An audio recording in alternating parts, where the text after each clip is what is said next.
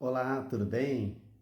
Então, hoje nós vamos falar de um assunto do seu interesse e tentar compreender como a nossa criação pode ou não interferir nos relacionamentos atuais. Eu quero começar compartilhando uma situação com vocês que aconteceu comigo recentemente e que me impactou muito. Eu atendi três clientes com histórias de vida muito diferentes, mas que apresentavam algo muito comum. Eram pessoas muito carentes afetivamente, tinham dificuldade nos relacionamentos atuais e traziam muitas queixas relacionadas à forma como foi criadas.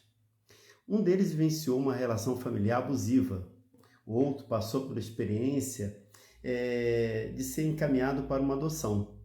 E o terceiro relatava algo aparentemente mais subjetivo, mas igualmente importante, não ter sentido verdadeiramente amado pelos próprios pais. São três histórias diferentes, mas com uma dor que parecia conversar entre elas. A sensação de não ter recebido na infância aquilo que emocionalmente precisavam receber. E essas histórias me fizeram lembrar de uma música do Cazuza chamada Ideologia, especialmente um trecho conhecido: meus heróis morreram de overdose e meus inimigos estão no poder. Olha que frase forte. É claro que eu não estou dizendo que essa foi uma intenção original do compositor, mas psicologicamente essa frase me fez pensar muito sobre esse paciente, esses três casos que eu acabei de falar. Porque para uma criança, os pais deveriam ser seus primeiros heróis emocionais.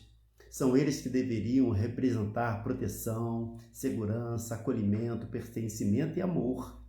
Quando uma criança sente medo, ela procura os pais. Quando ela sofre, procura os pais. Quando ela precisa de aprovação, olha para os pais e, quando começa a descobrir quem é, muitas vezes utiliza o olhar dos pais como um espelho. Por isso, quando esses heróis falham emocionalmente, alguma coisa muito importante pode acontecer dentro da criança. Ela pode começar a construir uma crença sobre si. Será que eu sou mesmo importante? Olha que pergunta que ela começa a pensar. Será que eu sou digno de um amor ou ser amado? Será que existe alguma coisa errada comigo? Por que meus pais não conseguem me amar como eu gostaria? E uma criança não possui recursos emocionais para compreender todas as complexidades dos adultos. Muitas vezes, ela simplesmente internaliza a experiência e aquilo que aconteceu na infância pode continuar aparecendo muitos anos depois. Quando o passado entra nos relacionamentos, a criança cresce, torna-se adolescente e depois adulta e começa a se relacionar, mas leva consigo uma espécie de bagagem emocional, como se fosse uma mochila de experiência. Se aprendeu que o amor significa abandono, pode ter dificuldade de acreditar que alguém permanecerá na relação. Se aprendeu que precisa agradar para receber carinho, pode se tornar excessivamente dependente da aprovação do parceiro. Se aprendeu com suas necessidades não eram importantes, pode ter dificuldade para estabelecer limites. Se aprendeu que afeto vinha acompanhado de sofrimento, pode confundir intensidade com amor. E às vezes pode até escolher relacionamentos que produzem emocionalmente aquilo que ela já conhece. Não porque a pessoa conscientemente queira sofrer, mas porque o familiar nem sempre é saudável. Simplesmente é o conhecido. E é nesse ponto que volto à frase do Cazuza: meus inimigos estão no poder. Talvez na vida adulta, os nossos inimigos não sejam necessariamente pessoas. Às vezes, eles são internos, são pensamentos que povoam a minha mente.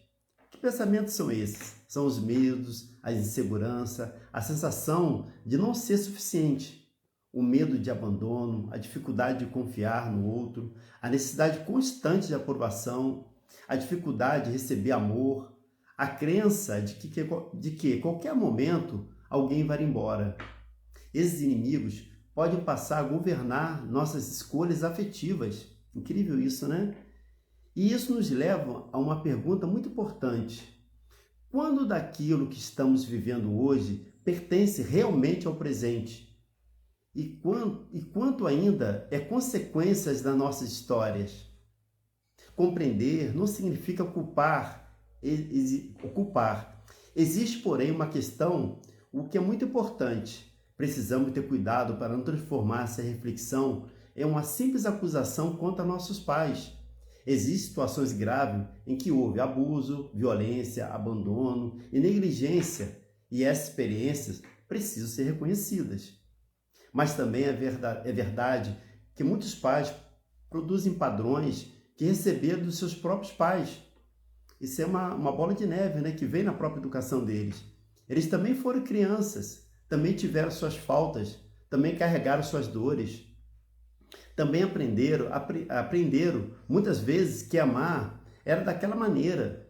Isso não significa justificar aquilo que fizeram. Compreender não é justificar. Compreender é tentar entender como determinados padrões foi construído. Porque muitas vezes uma família transmite à próxima geração aquilo que ela mesma não consegue elaborar. É assim que determinados padrões podem atravessar gerações. E onde entra a psicoterapia? É justamente aí que acredito que o processo terapêutico pode ser tão importante. Não para ficarmos eternamente procurando culpados, essa não é a proposta, mas para compreendermos as nossas histórias, para reconhecer aquilo que recebemos, para reconhecer aquilo que não recebemos, para perceber quais crenças construímos sobre nós mesmos e principalmente para descobrir o que podemos fazer diferente. Porque existe uma diferença enorme entre a culpa e a responsabilidade. Talvez eu não tenha sido responsável pelo que fizeram comigo quando eu era criança, mas como adulto posso começar a assumir responsabilidade pelo qual faço com essa história. Eu não escolhi determinadas experiências, mas posso escolher o que farei com ela daqui para frente. Posso aprender a estabelecer limites, que é muito importante numa relação. Posso aprender a reconhecer relações abusivas e me afastar delas. Posso aprender a reconhecer afeto. Eu posso amar. Eu posso aprender a dizer não. Eu posso aprender a escolher pessoas emocionalmente mais disponíveis. Posso aprender que o amor não precisa significar sofrimento. E para terminar, talvez a grande pergunta não seja quem foi o culpado pela pessoa que me tornei. Talvez seja o que aconteceu comigo, o que eu posso fazer a partir de agora, não para continuar repetindo aquilo que me machucou. Nós não podemos voltar à infância e mudar aquilo que recebemos. Não podemos escolher quais pais tivemos. Não podemos apagar determinadas experiências, que isso é muito importante, né?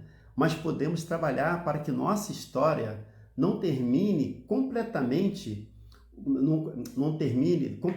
o nosso futuro. Os nossos pais podem ter sido os primeiros personagens da nossa história, mas eles não precisam, de forma alguma, necessariamente, escrever o último capítulo. E talvez essa seja a grande reflexão que eu gostaria de deixar para vocês, que parte dos relacionamentos atuais pertence à pessoa que você é hoje e que a parte ainda que pertence à criança que um dia você foi. Talvez seja justamente aí que começa o processo de transformação. Porque conhecer a nossa história não significa ficar preso ao passado. Significa compreender o passado para poder escolher um futuro melhor. Um abraço a todos.